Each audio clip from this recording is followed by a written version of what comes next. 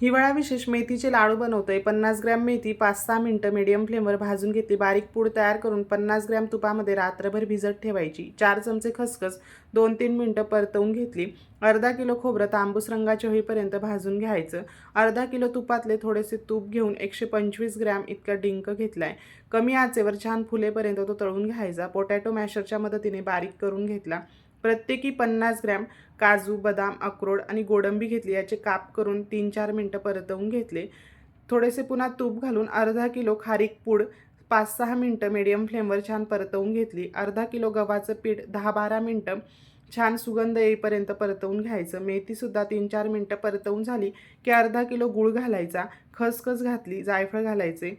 गुळाचा आपल्याला इथे पाक बनवायचा नाही, गूळ फक्त वितळवून घ्यायचा। लगेच यामध्ये मिक्स करून मिश्रण गरम असतानाच लाडू वळवून घ्यायचे। यूट्यूबवर डिटेल व्हिडिओ अपलोड केलाय, तो देखील नक्की बघा।